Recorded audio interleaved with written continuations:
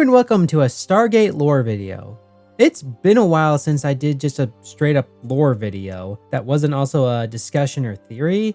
I think the last one was when I talked about the Stargate RPGs that established during World War II a faction whose name I can't say established a colony, which was like 3 months ago. In this lore video, I want to explore the people who are at the meeting that allowed Earth to enter the Protected Planets Treaty and why these specific people were there. In case this is your first Stargate lore video, or you need a refresher, the Protected Planets Treaty was signed between the Goa'uld Empire and the Asgard Empire. Yes, Thor once called it that, and that's what I'm going with. The treaty would designate a few human worlds as protected. This means these worlds would be free from Goa'uld domination. However, the Asgard in turn would not be allowed to technologically advance the people of these worlds, and they would not be allowed to reach a point where technologically they would become a threat to the Goa'uld. The definition of such threat was solely to be determined by the system lords, and Earth by the year 1999 was starting to reach the point of such a definition for the Goa'uld. Not only had they killed the Supreme System Lord Ra, they had repelled an attack by Apophis, and their most recent win was when they killed the Goa'uld Hathor. Despite Hathor planning to overthrow the other system lords, this event was just another example that Earth was a concern that the system lords needed to deal with. Originally, the plan seemed to have been to attack with a force 100 times more powerful than what Apophis sent to attack the Tau'ri, which I remind you was like 2 ships, which may not sound like a lot, but the Tau'ri nearly lost this fight, and the only kind of spacecraft they had at the time was the Endeavour space shuttle. These shuttles, they are a formidable craft. Oh, yeah. Yeah. So yeah, they were facing total annihilation. However, the Asgard got word of this and approached Earth to offer aid, which wasn't much since this was when the Asgard were at war with the Replicators. The Asgard's plan was to hold negotiations with the Goa'uld, with the goal that Earth would be brought into the treaty and marked as a protected planet, thus stopping the attack and being the future shield that Earth needed to build up their own defenses in case of an attack. I've actually already covered the Protected Planets Treaty before in a video I really need to get around to updating. But in this video, instead of focusing on the treaty and its history, I want to look at who was present at this important meeting and why. Why were these people selected for this meeting? Specifically, I want to look at the 3 system lords, Kronos, Nirrti, and you, though I will cover Thor and O'Neill briefly as well. A heads up, I will be pulling information from the episode this happened in, fair game, and I will also be pulling information from the Living Gods RPG. The RPGs aren't really canon to the shows, and sometimes there are errors. For example, the book says it was Kronos who demanded the Tau'ri Stargate be removed, but that was you. An error, yes, but kind of a minor one. Overall, I find they help flesh out the world building, especially in this case since they do give reasons why these 3 system lords were at the negotiations. I do try to filter out errors and other inconsistencies, trying to come to reasonable conclusions in line with what the show says. Starting with Thor and O'Neill, because their reasons for being at the meeting are pretty clear. The Asgard want Earth and the Protected Planets Treaty, as by this point the Asgard had declared the Tau'ri as the 5th great race. Thor had interacted with SG-1 before, so he's someone they know and can trust. Along with being the commander of the Asgard fleet, he can represent the Asgard in a meaningful way. Supreme Commander. O'Neill being at the meeting was a little odd given that he is not a diplomat, a fact he kind of pointed out, but the Asgard chose him since he led his people through the Stargate. Besides, They like me. though it is kind of odd where one faction will choose another's representative at a diplomatic meeting, but keep in mind this was still early SG-1. Earth was still at the mercy of the greater powers in the universe. This meeting was really between the Goa'uld and Asgard. Earth was just there to agree to whatever the proposed solution was. Now we get to the more interesting people, the 3 system lords. We'll start with Kronos, who, kind of funny enough, the RPG does not say why he was at the meeting, but given context clues from both the show and the RPG, we can get a pretty good guess. First, we learned 3 important things about Kronos from the episode.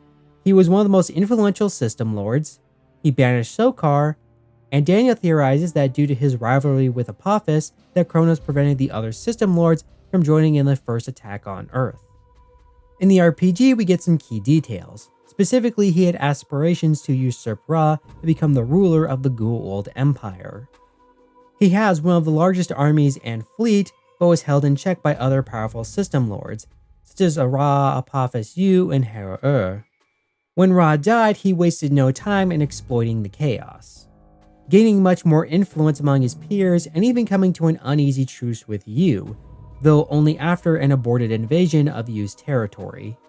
And I think with this information, we can come up with why Kronos was at the meeting. He's one of the most powerful and influential system lords who has a desire to become the next leader of the Goa'uld Empire. I don't think it's crazy to assume that Kronos went to the meeting as a power move, to say to the others, I have the authority to speak for the Goa'uld, which he might have done before when Ra was alive. Remember, he's the one who banished Sokar. Sokar's lore can be a little confusing in the timeline, and we really don't have time to get into it. But Ra should have been the one to banish him given he was the Supreme System Lord. But it was Kronos who did it, and again, I think it was some kind of power move. A way to flex his power over Ra, who was most likely too weak at this time to do it himself for reasons that again we don't have time to get into. It's also possible he went because he might have been the only option left. See, we can assume that among the Goa'uld, there were at least 5 major players in the galaxy before Ra's death. Ra, Apophis, Yu, Hera, and Kronos. To be clear, there were other powerful system lords around this time, but these 5 were the big players at this time that we are aware of. And of these 5, let's look at their status before the meeting with the Asgard. Ra was dead, Apophis was presumed dead or an eternal punishment by Sokar. Yu was alive, but he had specific reasons why he was at the meeting, which we'll get to later.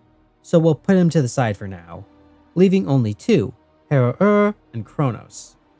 And between the 2, only Kronos can go, as Hera violated the treaty when he invaded Cimmeria.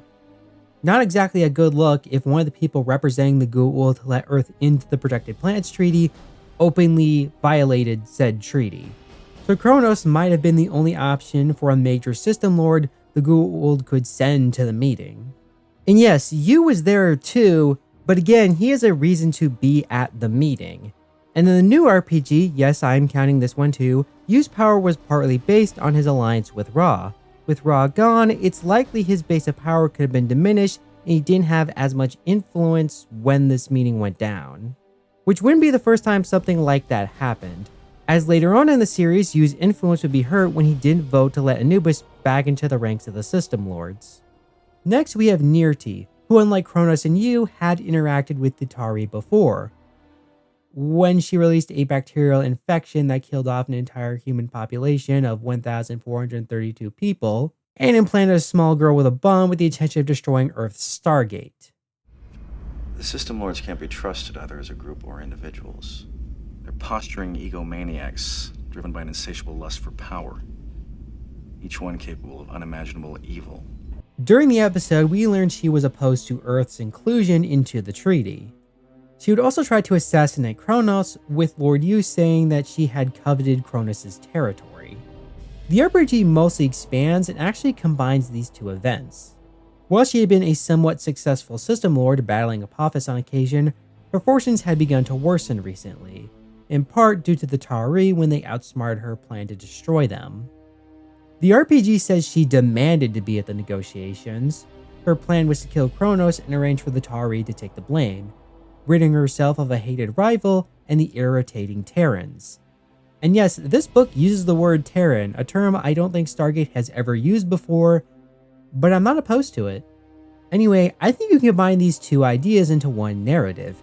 Nirrti claims she could deal with the Tau'ri problem, but her plan fails and it hurts her standing among the other system lords. She opposes the meeting out of a need for revenge, but finds she doesn't have the clout to do it. She shifts her plans, demanding to go to the meeting, but not to let Earth in, but to frame them for Kronos' death. Not only getting her revenge, but also getting rid of a rival whose territory would be up for grabs. Finally, we get to Yu, who, I'm just gonna be honest, I think he has the funniest reason to be there. Because by all accounts, he has no reason to be there. as his territory is not located near Earth's space, with the RPG saying that it is on the other side of the galaxy. He was there at the request of several other system lords for two reasons. First is that his interests were not engaged, so he could be impartial. And second, and the funnier of the two, was because he and everyone else hates Kronos. See, Kronos was influential, but also volatile. I suspect his influence was more him threatening those who did not bow to his wishes. Some system lords were afraid that Kronos' volatile nature would get them in trouble with the Asgard, possibly even reprisals. So Yu was asked to go as a sobering influence. Which I can't help but feel this conversation must have happened like this. Lord Yu, please, you need to be present at the negotiations with the Asgard. Go away. Lord Yu, I understand you have little interest in the Tau'ri problem, but this is an issue that must be addressed. This summit could give us an opportunity to stop their growth, but some of our peers have concerns. Kronos has demanded to be part of the delegation, and... Wait, Kronos. Kronos is going to be at the meeting with the Asgard.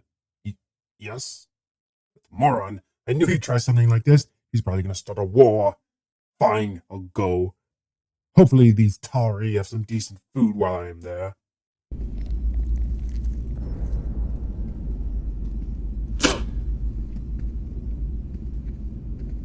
One last interesting part to consider is that each system lord had a different perspective if we go strictly by the show. Yu was willing to agree to Earth being added to the treaty, Nirrti was opposed, and we don't know what Kronos' position was, though the RPG states he never considered the Tau'ri to be a real threat, which led him to grudgingly accepting them in the Protected Planets Treaty. So perhaps he represented a more neutral stance. Though, on that note, I noticed something interesting when I was editing this video. This is less about lore and more acting and characters, specifically between Kronos and Yu, because I've stated that Kronos was more volatile and Yu tended to be more level-headed. And while that is true, later episodes would further support these character traits, I couldn't help but notice that in this episode, their roles were kind of switched. Here, Yu seemed to be the more volatile of the two.